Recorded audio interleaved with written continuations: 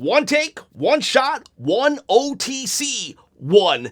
That's right. Roman Reigns returns, but this time he returns as a supporting cast member.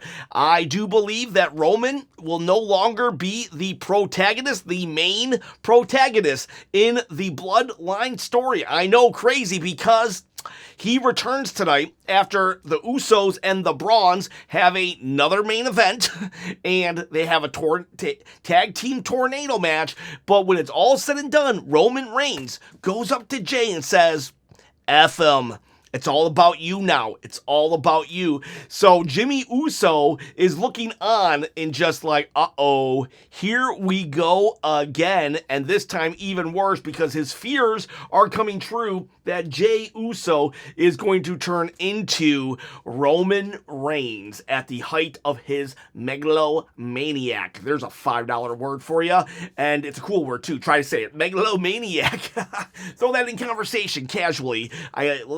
Feel free to do that. Anyways, yeah, so let's back it up just a little. We'll talk the main event. It was a good tag team tornado match. A tag team tornado match being that everybody's allowed in the ring at the same time. You can go all over the place. Now, they're not always disqualification, like no DQ, but this one was. And so eventually, at some point, Roman returns. And, I hate to say returns in that, it fit the template of Roman Reigns since WrestleMania 41 in that, 40, in that he gets beat up. 3 or 4 or 5 weeks later, he shows up, he wins his match, he wins his feud, and then he gets beat up, and then he leaves for a month or two. Well, that happened here. He came back tonight. He cleaned house. He beat up Bronson Reed for, all the tsunami, and the stealing of the shoes. He puts him in, boom, boom, boom with the chair, and then he does it to Braun Breaker, boom, boom, boom with the chair, and then Jey will get the pin. Jey gets the pin. And when he wins, that's when Roman comes up to him and he grabs him by the shoulders and he's like, it's all about you, man. It's all about you. It's like, were people thinking that Roman was going to talk him down? Were you thinking that Roman was going to say, hey, man, don't follow my path. It just leads to just anger, resentment, isolation. Nope. He's like, it's you, man. You're the next. It's all about you, which is like, I love it. I'm all for this Jey Uso. Jey Uso, he still gets his yeet, but now he enters into the he leaves the role of the right hand man down there, and he steps up as, I think he's going to be the tribal chief. I think they are grooming. He's groomed. He's already been groomed, but now I think they're actually going to pull the trigger, because Jey Uso definitely throughout the night was just like, I'm done. We don't need LA Knight. Why are you talking to LA Knight? Why are you helping LA Knight? If we didn't help LA Knight, maybe I could be champion. If we didn't worry about all these things. And Jimmy's like, dog, no, man, that's not. You could tell that Jimmy doesn't really know what to say. He doesn't want to get that disrespect, but he loves his brother, and he's being conflicted. And then when Roman was just hyping Jey up to just say, forget about everything but yourself and worry about winning and championships and just being the best version of you, well, Jey Uso's like, yeah, you're right. You are right. He's getting pumped, but you can see literally great camera work here. Jimmy just being like, uh-oh, this is not. He didn't say nothing outright, but you could tell by the look of Jimmy. And so Roman now is just like, get it, go. And that's why I don't think Roman is now the main character anymore. I think now it's Jey's time to become the main character. Yeah, Roman might still play like Yoda. He still might be Yoda to Luke Skywalker, or maybe he's Palpatine to Anakin Skywalker. Not sure what we're going to get right now, but Roman definitely was saying, go for it, man. And if Roman is pushing Jey to be like that, Either that means he wants Jey to get the world title so he can go after, Roman can then go after the undisputed title, or it means that Roman is just completely taking himself out of the title picture and saying, Jey, it's your time now. That would make sense. I think Roman's going to be around I think Roman's going to be around, honestly, I do. However, I think he's going to be around like John Cena circa, 2018, 19? At least 2020 to the final year of his retirement tour right now, because John would just show up here and there. He would just show up here and there. He wasn't worried about championships. Yeah, he fought for them here and there, but like he didn't really care. And I think that's where Roman is right now. And so now it's all about Jey, and Jimmy's just like, what do you think about this latest development? Is Jey gonna turn heel?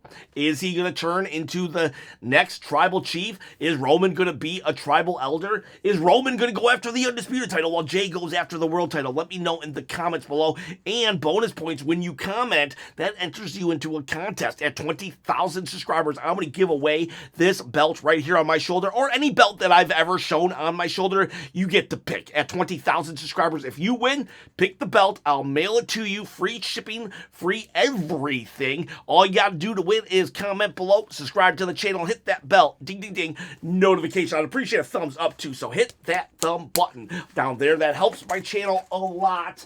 All you got to do is hit a couple buttons. It helps me out. It's just a like to you. You might not even want the belt, but please still comment. It helps the almighty algorithm notice me, because I'm trying to quit the day job. I'm sick and tired of taking phone calls while I'm trying to watch Raw. Help me out. I would appreciate it. So let's talk the rest of Raw, because that was that. I will say this also about Roman's returns. I did notice that, I don't know, it came out of nowhere.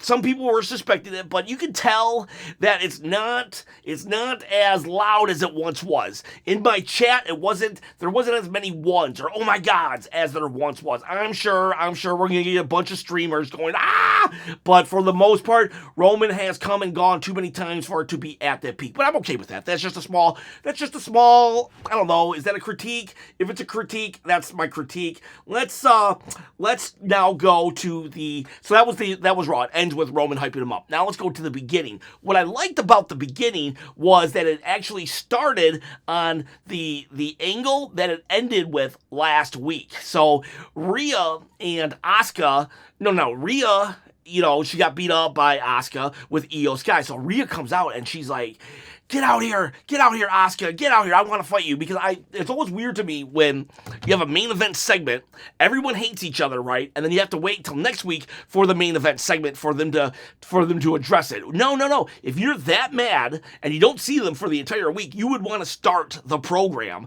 being mad. And that's what Rhea did. So Rhea does that, right? Io comes out and Io's like, I still love them. I know they betrayed me. It sucks. I'm mad at them, but I love them. And then Asuka, this is peak Asuka. She's like, I will forgive you, but you need to apologize to me. And then Kyrie, she's there too, and she's like, just please apologize to Asuka. We can be a family again. And then Io's like, I don't know what to do. That was them on the Titantron, and Io's like, I don't know what to do. So Io starts to walk away, and Asuka and Kyrie just attack Rhea Ripley. They attack, boom, boom, boom. Did we get the insane elbow? I know an insane elbow actually happens. I just don't know exactly when it happens, but it does happen. And at one point, Rhea will start to fight back. She starts to fight back. They beat her up. Then Io comes. Io gets in the ring and she'll get sprayed. And Io sells it. Holy cow, she sells it for the whole episode. Next time a match happens and the spray comes out, they need to sell that. Because I really like the sell job that both Rhea and Io did for it. And they get beat up, and that's that. Asuka said you should have apologized. And you know what, Io? Maybe you should have. People are going to hate me for that. But yeah, loving Asuka, loving Kyrie, and loving this entire feud. I definitely did not like this feud. I called it a high school feud months ago. But like, boy howdy, the payoff. I'll eat all those words. I love when I am wrong.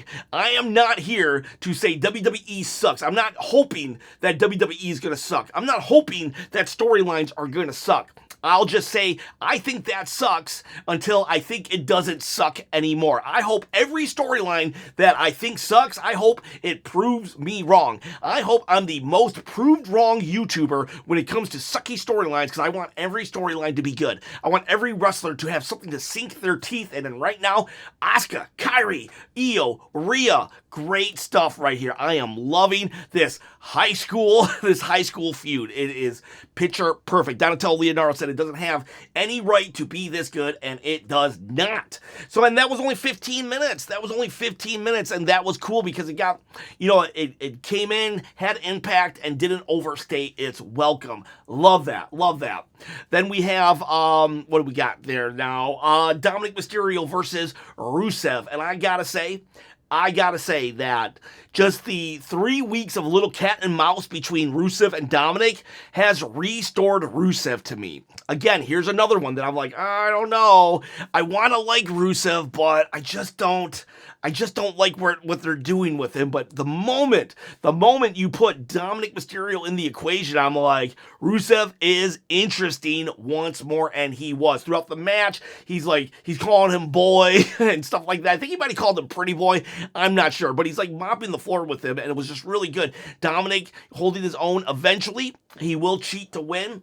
He does low blow him, right? And he rolls him up. I didn't like the finish. I don't mind that Dominic won. I really don't. But there was a moment before that where Dominic throws the title to Rusev and he falls down. And the ref is just like, oh, I saw you do that. You can't do that. And as he puts the belt away, that's when the low blow happens. I don't want to roll up. I'm tired of roll-ups. Can we do like one roll-up a month? Last week when Rhea rolled up Asuka, that was great. That was great. I don't need it again for the first match on this Raw though. So keep the roll-ups to a very, very bare minimum. But like they had the out with the Eddie Guerrero, disqualification ruse, and that would have been the picture perfect way to me. That would have made this match just like off the charts awesome and give Rusev and Rusev is going to be mad about the low blow, but don't you think he'd be even madder that he got outsmarted? I really think they had the missed opportunity. It was like right there. It was right there for them to screw it up, and well, they screwed it up. Overall, though, good stuff. Good stuff. Dom's still your champion, and hopefully he'll lose it to John Cena. And then hopefully John Cena loses it to Obafemi. Go watch my yesterday's video for that one. Then what do we got? We have LA Knight. LA Knight is talking to Adam Pearce saying how he wants the bronze and stuff like that. LA Knight, why are you going to Adam Pearce? If you're going to copy The Rock and Stone Cold Steve Austin, then really copy them other than just their ability on the microphone. They wouldn't just go and ask, or if they were told no, they would go and interrupt everything, beat up everybody until they got their way. LA Knight should not be like, oh, Adam Pearce, please give me a match. He should just be causing havoc. Literally causing havoc, but nope, he's asking. Then the New Day get there, and first off, I want to say thank God for the New Day, but what I'm not thankful for is the New Days were just like, we want the championships, and then LA Knight gets mad. Kofi says, well, I was a champion, you never were, and then they are booked into a match. And I don't like the outcome of that match because what'll happen is it was a decent match. It was a decent match between Kofi and LA Knight. I liked it a lot. And there were some moments of brilliance with Xavier Woods on the outside. I guess Big G, unfortunately, is on the shelf because of Penta and his dangerous Mexican destroyer. I signed the petition. Why aren't we doing anything about this? Oh, but Adam Pearce, he won't do anything about moves that will hurt his wrestlers, but he'll put grieving wrestlers in the ring. Shame, Adam Pearce. Shame for your treatment of the New Day. And anyway, so what I didn't like, though, was that it's a great match. LA Knight and Kofi Kingston. Fine stuff right there. Problem is this. We've just had about 4 to 5 weeks of all seriousness, all jokes aside, we just had 4 to 5 weeks of basically one dude, Penta, mopping the floor with the New Day, and that sucks, okay? So that sucks, but now it has lowered my perception of the New Day as a threat. So now LA Knight, who's coming off a main event run, is now fighting a guy who could not beat one dude with two people helping him. So now LA Knight's struggling to beat this guy. Yeah, I know that Kofi is a Wrestle main eventer and champion, but the problem is what they just gave us for the last 5 weeks with Penta. And now why is LA Knight having a problem fighting him? Why is LA Knight even fighting him? Why isn't LA Knight causing havoc? Why isn't LA Knight trying to get back right away into that main event scene? Oh, well, it's because Seth Rollins is fighting Cody Rhodes. That doesn't matter. We're talking kayfabe here. We're not talking logistics. We're not talking real world. We're talking the character LA Knight. Why is he not actually actively going after Seth freaking Rollins or the Brawns? No, he's willing to just be like, all right, Adam Pearce, you didn't give me what I want. I'll fight this guy to let off some steam. That's Stone Cold, right? Yeah, sorry, my Stone Cold is not that good. But anyway, so yeah, I didn't like that aspect of it. I enjoyed these guys because I like all three of them, the New Day and LA Knight. I enjoyed them all, but I think that it was just like they've damaged the New Day, and they are. Well, LA Knight, you had your like 2 months in the main event scene. We'll see you at Money in the Bank, so you can lose that again. It's like, come on. So here we go, LA Knight back in the mid card, upper mid card, but mid card nonetheless. Better look out, Dominic Mysterio, because LA Knight might be the guy to take your belt. Unfortunately, like, dude. I mean, I like what they're doing with Jey Uso, and I want Jey Uso to win the belt, but I mean, LA Knight, maybe LA Knight could win the belt for a minute. What else we got here? We did a Seth Rollins, Cody Rhodes. It was a video package. It was a very good video package. And Hell in the Cell, they showcased Hell in the Cell.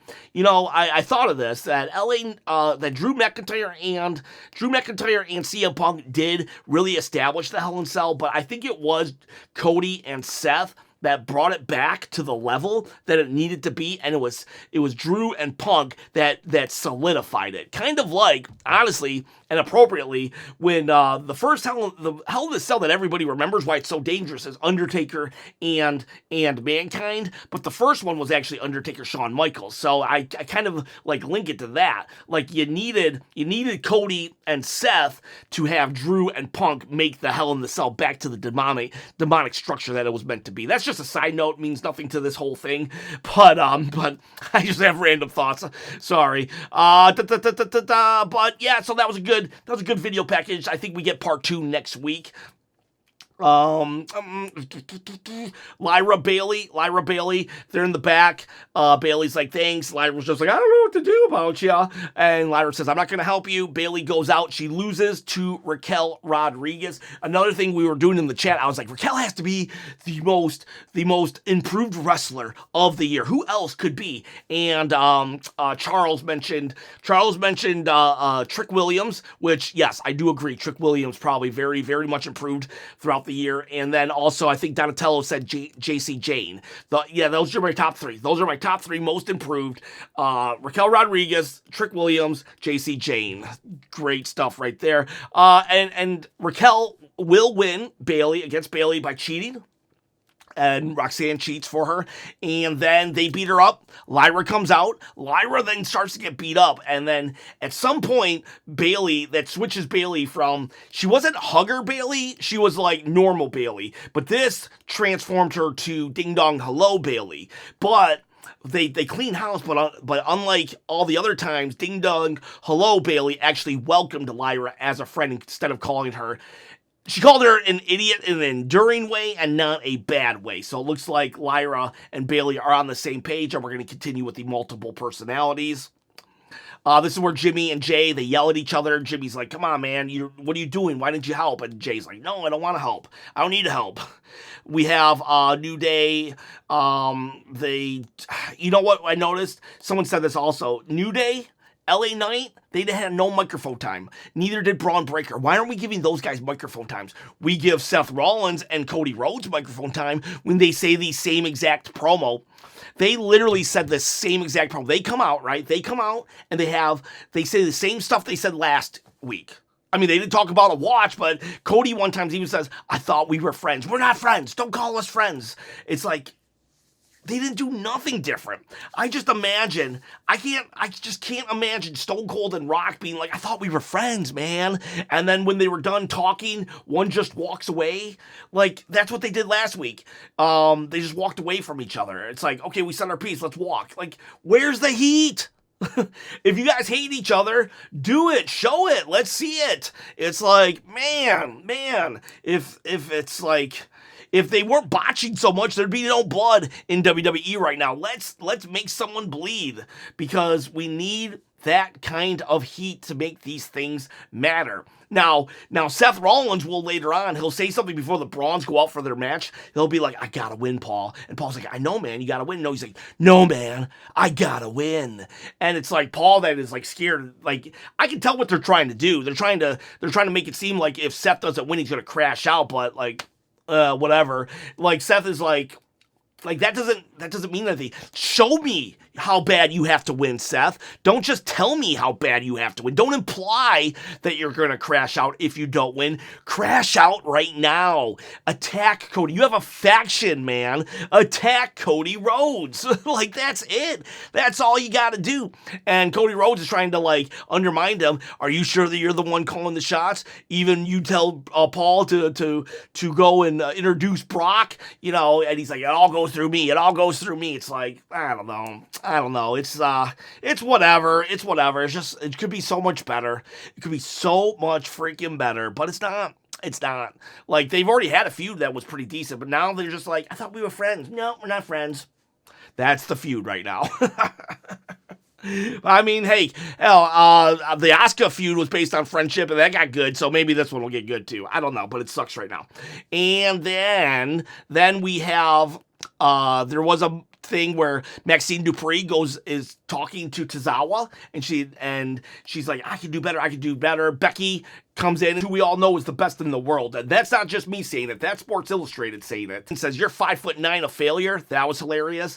Then she punches Tozawa, leaves. Maxine Dupree starts like aiding Tozawa, and then she jumps Maxine Dupree, which is hilarious because on the pecking order, like, Becky's like main event and Maxine Dupree's jobber, and yet Becky is still blindsiding her. That's a cowardly thing to do. And I did like, though, that when Becky was done, she walks up to Seth, and Seth's like, you okay? She's like, yeah, I'm okay. You need me to come out there with you? This is before. I know I jump around a lot. And Seth's like, no, I gotta do this on my own. So I think that's it. Let me look real quick. Is that it? Yep. I don't, you know what, another thing about that whole Seth thing? The crowd is just like, they're doing, whoa. Then they're doing CM Punk. Then they're doing OTC. Then they're going Cody Rhodes. They're like Pavlov dogs. Like, ring the bell. Everyone's just slobbering all over themselves to say the next chant. And it's like, it sucks because, like, Seth Rollins just, man, how many times I gotta say it? Change your freaking music, dude. Change your freaking music. And then here's one more thing I'm gonna close out with, which just made no sense. Seth is like, whoever wins controls the next 10 to 15 years, and it made so little sense that Cody Rhodes comes out and even calls him out, like, what do you mean by that, dude? You have no power, I have no power, whoever wins, it does. Like, the booking is so bad that they literally write stuff that calls out the booking for being bad. Like, here Seth is saying this stuff, and then Cody is written to say, that makes no sense. All right. I should have probably said this earlier too. AJ Styles and Dragon Lee, they fought the old reunited faction of the Americanos. I think it's like, I forget, Rio and I can't remember the names right now. These guys haven't fought since like the 80s and stuff, so it's hard for me to remember all their names right off the bat, you know, but you can see that Donatello Leonardo, he also said that he heard that they inspired Team Angle. If you were a fan of in the 2000s, Kurt Angle had a Team Angle, and that's very much, I could see how Team Angle was based off of the Grande Americanos from the 80s and 90s. So that's kind of cool. That's kind of cool that Kurt Angle would pay homage to such heroes of the business. But that said, AJ and Dragon Lee, they did win, and all right. So now we got Raw next week in Dallas. What's funny about that is they advertise CM Punk. I'm starting to think to myself, Why haven't we seen CM Punk and AJ Lee? Like a big return after 10 years, right? CM Punk wins the big match against the champions, and we don't see him? We don't see him for 2 weeks after that? That is crazy. I know less is more, right? Well, no, less is less sometimes, and that's how Triple H seems to book. I liked the first hour of Raw, and then it kind of got a little patchy, a little hit or miss with the Cody Seth Rollins in-ring promo. I was kind of like, it was like, you guys said all this last week. Why are you here wasting my time? I'd rather hear Braun Breaker. I'd rather hear Braun Breaker crashing out about fat people. But no, we got them talking about friendship. Respect was actually thrown a lot around too. Cody respects Seth, Tiffany respects Stephanie, and Stephanie respects Tiffany. So thank God that match is going to be amazing and such a banger because, like, oh, the more respect, the better the match. And boys, girls, I respect you. I respect you all. So when I say that, come at me with a chair. Hit me over the head with a chair if I ever say that to any of my enemies. Boys, girls, I appreciate every single one of you. There was, I don't know where I'm going with that. Sometimes I just say stuff, and I'm like, dang it, I wish I could cut that out, but it's one take, one shot. I had 13 yawns. 13 yawns. I think it was 11 or 12 commercials, and then I'll say 1, 2, 3, 4, 5, 6. That first hour was good, and I loved Roman at the end, crashing out or helping Jey crash out. But that Cody Seth stuff, man, I wish I could do halves. I'd do a 6.5 if I could. I'm gonna give it a low 7. I'm gonna give it a low 7, but still a 7 nonetheless. All right, boys. All right, girls. Have yourselves a great day.